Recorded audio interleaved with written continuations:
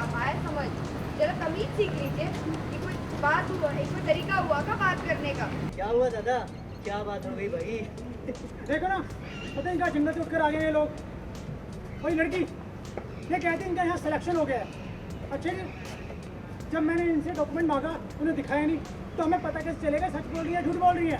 अरे आप हमको का हमरा वेशभूषा से, हमरा कपड़ा से, हमरा जूता से अभी इज्जत लेंगे? साधारण है, हाँ इज्जत से पेश आ रहे हैं। आपको कौन हक दिया हमरा ऐसा बेइज्जती करने का? सीरियल झनक में आया शॉकिंग ट्विस्ट वाला ड्रामा, जहां कॉलेज के गेट पर पहुंचते ही झनक और वॉचमैन के बीच हुई जबरदस्त बहस। झनक ने वॉचमैन को जमकर सुनाया। अरे अब तो उम्र हो गया है भैया जी, फिर भी आपको जिंदगी का तजुर्बा नहीं मिला का? फिर भी ये तरीका नहीं सीखे कि बात कैसे करना है, किसी से कैसे पेश आना है? तो हम तो बिल्कुल सबको जाकर बताएंगे। ये कॉलेज के बाड़ भैया जी है ना, वो एकदम खराब है, एकदम बदतमीज आदमी है। और यदि आज हम ऐसा टिप टाप चौचा कपड़ा पहन कर आते तब तो ये सब आप सवाल जवाब नहीं ना करते हमसे। साधारण लोग हैं, मेहनती लोग हैं, गरीब है, तो आपको कौन हक दिया हमसे ऐसे पेश आने का? जब आप दूसरों को इज्जत देंगे ना, तभी आपको भी इज्जत मिलेगा।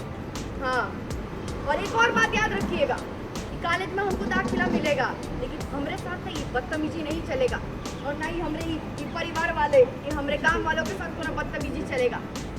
जी हाँ, सीरियल झनक की कहानी में अब आया है दिलचस्प मोड़, जहां दिखाया गया कि झनक अपनी काकी सखी के साथ कॉलेज पहुंचती है। लेकिन जैसे ही झनक कॉलेज में एंट्री करती है, उसका सामना वॉचमैन से हो जाता है और फिर शुरू हो जाती है दोनों के बीच गर्मागर्मी भरी बहस।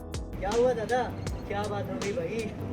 देखो ना, पता नहीं क्या जंगल से उठकर आ गए ये लोग। वही लड़की, ये कहते हैं इनका यहाँ सिलेक्शन हो गया है।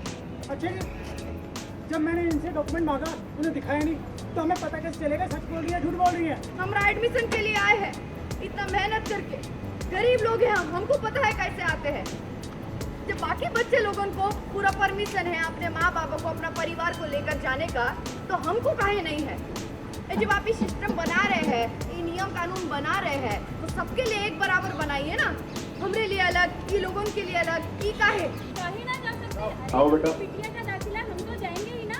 वो यहाँ पे मेडिकल का पढ़ाई करने आई है, हम नहीं जाएंगे। ओके। वेल, देखा आपने कैसे झनक ने कॉलेज के वॉचमैन को जमकर सुनाया और उसकी काकी सखी ने भी उसका पूरा साथ दिया।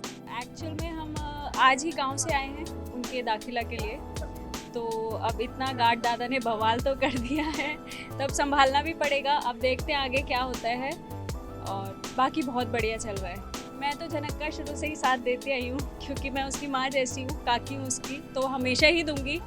तो ये सब प्रॉब्लम तो शहर में और आएंगी आगे भी, तो वो तो आप देखिएगा तो आपको पता चलेगा।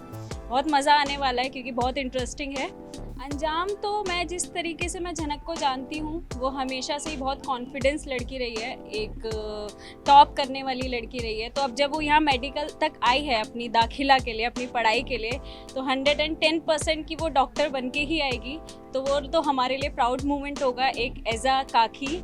तो मैं बस उसी चीज़ का इंतज़ार कर रही हूँ और उसका यहाँ दाखिला कराने आई हूँ।